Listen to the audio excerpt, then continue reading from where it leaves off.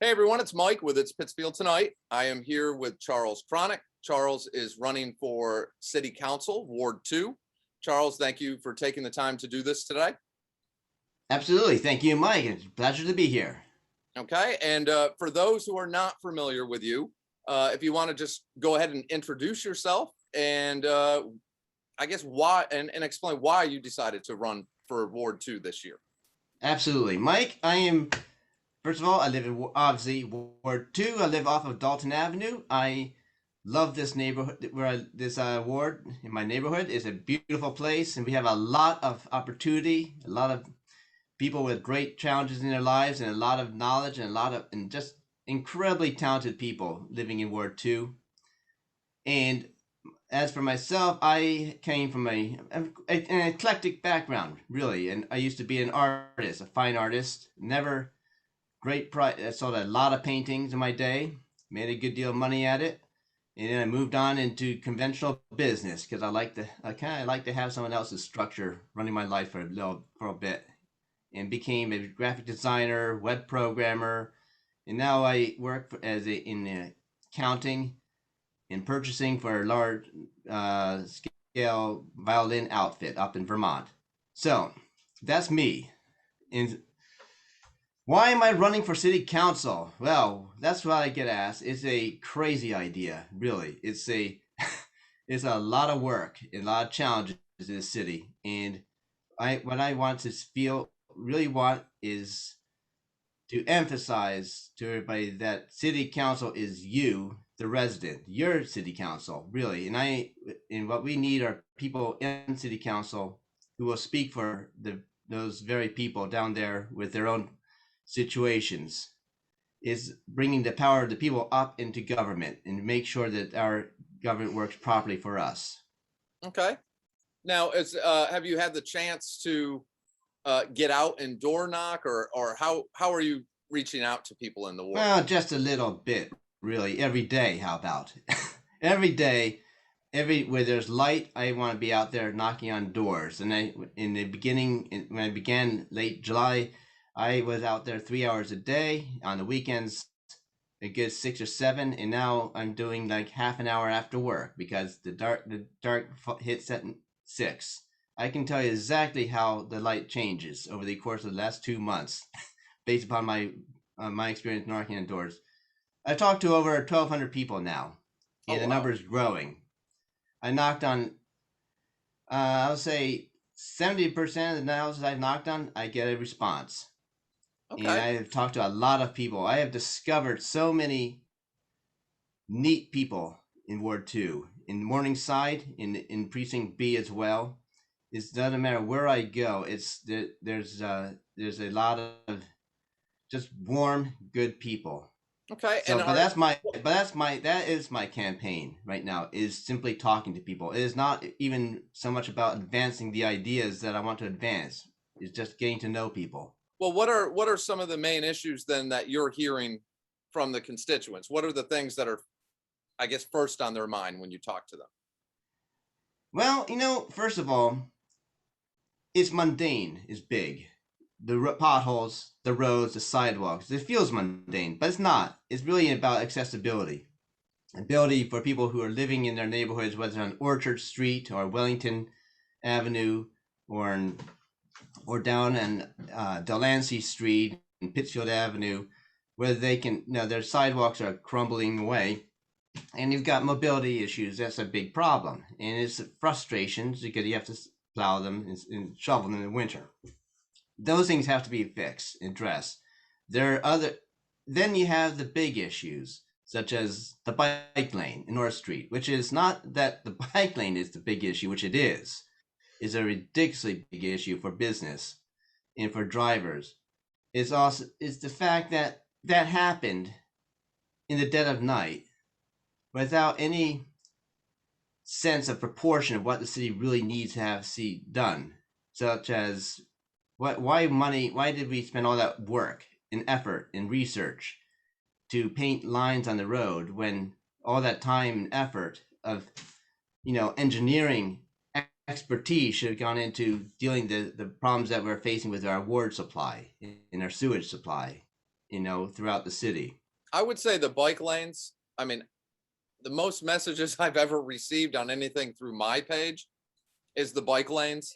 Every single candidate that I have interviewed, the number one thing that people talk about with them to start the conversation is the bike lanes. And, from what I'm hearing from the messages I get, it's not so much that they are against having bike lanes. It's No. the rollout of this, how it was done and where it was done. And they feel like, again, it just popped up and they had no say or no knowledge of this, and they're confused and they don't like it. So that And it is going on and it's continuing, and they're still doing it. They're still rolling them out. And the city councilor, like Miranda asked, or was it Miranda? No, it was Connell who asked, well, why are we rolling out more bike lanes when we haven't had a great experience with this one? And the answer is, well, we haven't actually done the trial one. That was the trial one. The one we're doing now is going to be the test bike lane. But you already ran out of test bike lane. No, that's not the test. We just did that one. It's just, and so what people see is a city government's not working. It's wasteful. And that really frustrates people. And the last thing that people are really frustrated about is their personal lives are hard. Life is hard for people in Pittsfield.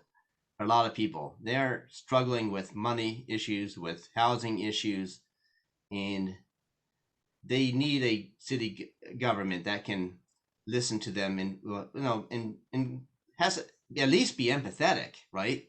And not simply say, well, you can call me on my Facebook page. You can call me up on my phone and I'll talk to you. But actually, people up there who actually know about what's going on in their lives. Now that being said, then, are there any issues at the forefront for you as a resident that motivated you to run, but also that really, I guess, motivated you to run, and that you feel are something that you, if elected, that you would want to start talking about or addressing once you became a counselor? Well, why I run, what motivated me to run is strictly the principle that people of talent and energy must step forward to take place in local government. It is the place where we have the most amount of influence over our own lives. And if we don't do it, then someone will take it just because it's there to be done, not because they want to have an actual love of their community to do so. So I'm not saying, by the way, that people are doing it like that. I'm just saying that it has to come from within you to want to run. And the purpose is for a strong, fair government. Now, what I have learned from my campaigning, from talking to people, is that there is a lot of infrastructure needs that need to be fixed and built, and that we can do it. For example, the water lines throughout the city that need to be updated, the bringing in of broadband, which can be done, which I didn't know when I began. Lots of those things have to happen so we can build a better business, and we can community business growth for the future. But we also need to talk about how to get the people living in Morningside, for example, for their stresses, into a better housing situation, such as making it maybe possible, exploring avenues by which they can purchase homes for themselves in a cooperative fashion, possibly. It's not something I have knowledge about how to do, but I know it can be done. And I know there are programs being built in this country where people are doing that, so that people can buy out their homes from their landlords, take ownership of them, and develop their wealth in order to create success for themselves and their families. If their landlords would be willing to. Yeah, of course. It's not about it's about creating purchasing power. That's all. Okay. Giving purchasing power, but not instead of where one person has to raise $30,000 or $40,000 to buy a house on the market. Maybe a group can can pool their resources and start to take ownership. And it's about enabling people to be able to engage in these sorts of transactions that otherwise would they wouldn't know how to organize because Okay. they don't know each other. Well, with all that being said, then in closing, what would you say to the residents of Ward 2 on why you feel they should vote for you? And what is the best way for them to get in touch with you if they have any questions or things they'd like to talk to you about? Well, you should. I believe Ward 2. I am asking for you to vote for me because I am very concerned about our problems, and I have met so many of you, and I know what, and I feel that you have taught me what your issues are and what needs to happen, and I want to know you to know that I will be out there in your communities, and I will be leading a very open form of government where I will be hosting town halls with you in your neighborhoods, not my neighborhood, in order for you to share with me your concerns on a regular basis. And I want you to know that I will be totally accountable to your concerns and your questions. And you can reach me always at, let's see, 242-6555. My website is ivarkronick.com. IV as in Victor, AR KRONICK.com. And you can also go with charleskronick.com. Okay. Well, Charles, I definitely appreciate you taking the time to do this. And I would love to get you on one more time before Election Day. I'm trying to arrange where I can get everyone on for one last push to get as many people engaged and out to the polls as we can. So I think these videos do help in that sense. So hopefully you'll have the time and I can get you back on. I know we're down to the final 9 days. So I do believe we can make that happen. okay. Well, I very much appreciate you taking the time today, and I will talk to you very soon.